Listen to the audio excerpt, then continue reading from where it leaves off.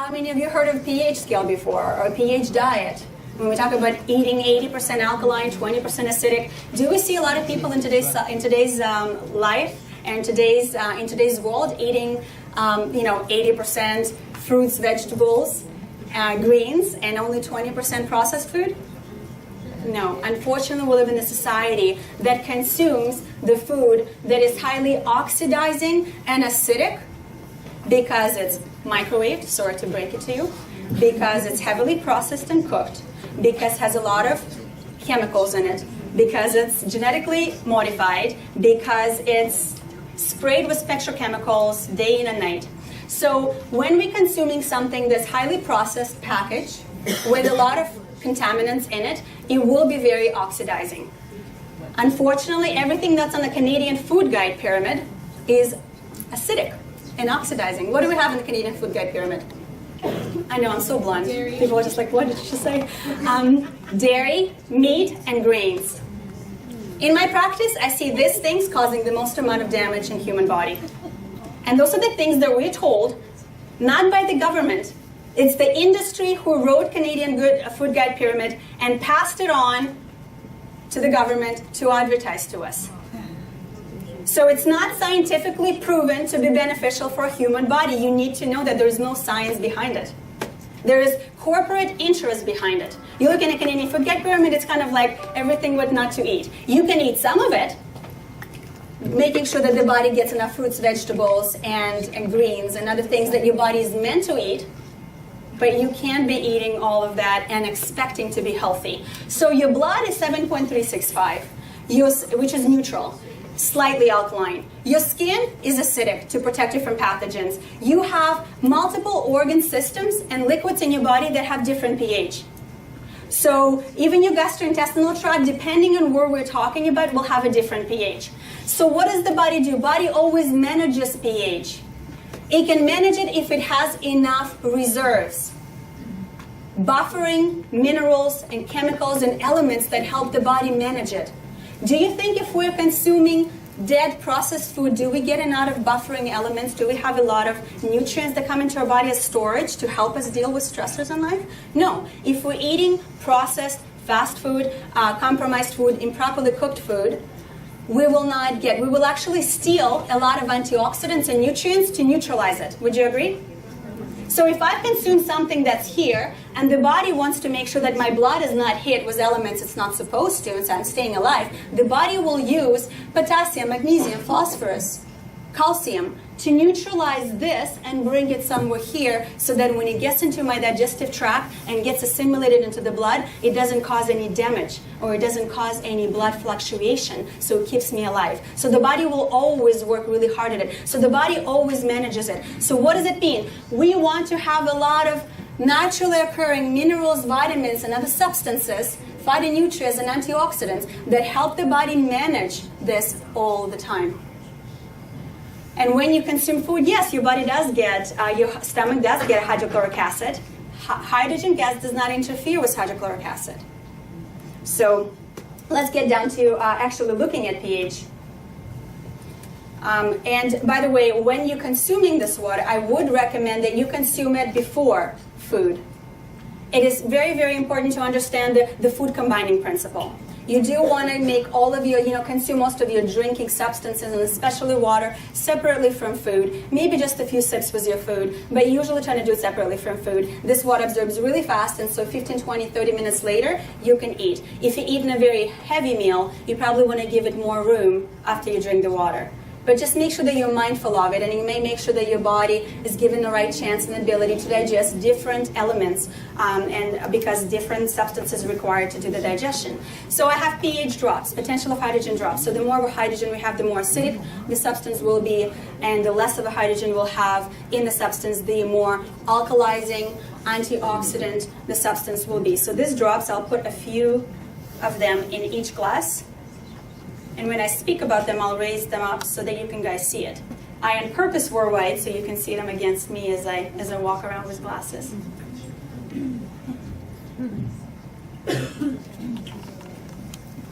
This magic little stirring device. So what I did, I just put a couple of drops in all the waters that we tested for ORP.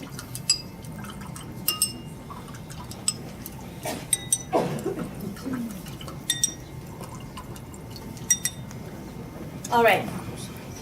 So what do we have was reverse osmosis waters. Can you see that? It's yellowish green, more yellow. So that's acidic, right? Yes. Then we have waters, like this is a filtered water, so neutral pH, and this is a spring water. And they mention on the bottle that it's kind of like managed to be at a specific pH. So Fiji makes sure that we have, actually they used to, not on this bottle, but oh yes, pH 7.7. So they make sure that every bottle tests at 7.7, and that's usually, they can achieve that through chemical alteration, so adding elements into the water or taking out some elements. So we have some potassium, fluoride, calcium, the silica, and other elements that can actually physiologically make the 7 pH or 7.7 pH as they report. So good on them at least for being open and reporting what they have on the bottle. That's really important because a lot of bottles don't actually properly report or advise us what's in there. So we have sports drinks. Usually 3-4 pH because of all the sugars, because of all the artificial substances. If they do put vitamins in there, majority of vitamins that I see, for example, vitamin water, stuff that I see used in those drinks, they're synthetic. Your body cannot properly use synthetic substances. And so what it will do will actually congest the liver and kidneys. So make sure that whenever you're consuming supplements, there's lots of supplements on the market that are not high quality, that are actually synthetically made, or if they're minerals, not properly chelated, or they're not in proper balance that's found in nature. So it's really important to understand the quality. Just like water, quality makes a difference. Not all water is made the same. Not all other substances like supplements made the same. It really depends on the quality, ethics, and research of the company that produces them. So then we have Pellegrino. That looks very yellow as well, right? So yellow to kind of like orangey. And then the same will happen to 7-Up. The lighting, I'm not sure how well you guys see it, but the lighting is kind of like orangey yellow. So that is very acidic. Usually soda is about 2.5, 3.5, kind of in the range there. And of course, the less carbon dioxide will have, the more pH, the higher will be the pH because less oxidizing substance is going to be there. But generally, you see very oxidizing substance. And this is logarithmic scale. So if we're seeing something somewhere here, we'll have to do 100 times, 100 times, and 100 times. So if the blood is here, this will be 100 times more acidic, 1,000 times more acidic, 10,000 times more acidic. So you really want to understand how acidic those substances can be. So it's really important to understand that. And then, of course, we have tap water. And the reason the tap water shows to be neutral is because it's regulated. It's mandated by the government, and all the municipalities are regulated to keep the water at about 7 pH so it doesn't rust the city pipes. And I have spoken and confirmed that with people that work in the industry and testing the water municipalities and the chemists that work in the municipalities. So they always use things like lye and other chemicals that, because there's all these chemicals that are highly acidic, they will cause a lot of essential acidifying factors. They will put other alkaline elements to neutralize, to buffer that, so that it's kind of always in about 6.5, 7.5 range is what we usually see for the tap water. So that doesn't mean, just because they can, does it mean it's good for you now? No. Because it really all depends on the kind of chemistry that's used. So it's easy to make chemically altered pH, and this is what you'll see in a lot of, sold technologies today or filtration systems today. They will use alkaline minerals like magnesium. They don't report you on the quality of that magnesium. There are many, many types of different magnesium, some bioavailable, some not. They'll use cheap magnesium, very often calcium, and they will artificially increase the pH through chemical alteration.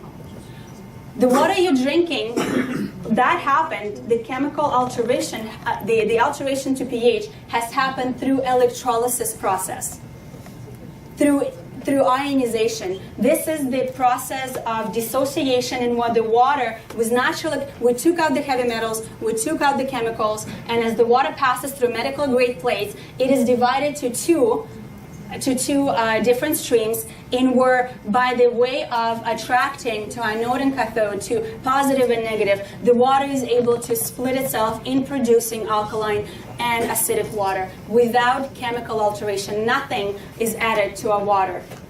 Things are taken out. So let's say you're born like this. Let's say we're born to a healthy mother, natural birth, breastfed.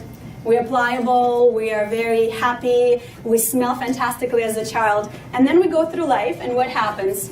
We keep drinking things we shouldn't be, and we acidify ourselves. So when I say acidify ourselves, we just do a lot of things that cause damage, pollution, and we cause a lot of kind of deterioration. So as that happens, a lot of vital organs and a lot of nutrition is depleted from our body. But we can kind of reinstigate that or help the body to properly return to what it's supposed to be by providing right substances to it. So we're going to use hydrogen-rich Kangen water, and I'm going to add some into Dasani. Have I changed it for the better? Yes. Wonderful. And I've done it using hydrogen and other molecules, the water that is it has incredible potential at alkalizing the tissue, alkalizing the water that we're dealing with, alkalizing our organ tissues, not through chemical alteration. So then we've even improved Fiji, because a lot of times when there are chemical alterations, it's really hard when it's different minerals, it's really hard to make adjustments. What happens when we look at things like Gatorade? You cannot change this with the same amount of water. If I added 50-50, it will not change. It actually takes anywhere, especially with sodas, anywhere 35, 40 glasses, and there were times where I tested up to 100 glasses of hydrogen-rich, ionized, electrolyte reduced water to neutralize 1 glass of soda. And this is what our kids drinking in kindergartens, in school. This is where we have vending machines. I do believe these have to have warning labels, but unfortunately the lobby of the industry is too strong. So it takes at least 40 glasses, conservatively, 40 glasses of the water you're drinking today that not many people have access to neutralize one of these. And that's just Pellegrino. Here's the soda. Same thing. Tap water, we can help you. So anything that Gatorade, anything like soda and carbonated beverages, we could not change. And what will happen if we'll put a little bit of soda in an alkaline substance? Can everybody see it? I'll just do one little drop or sip.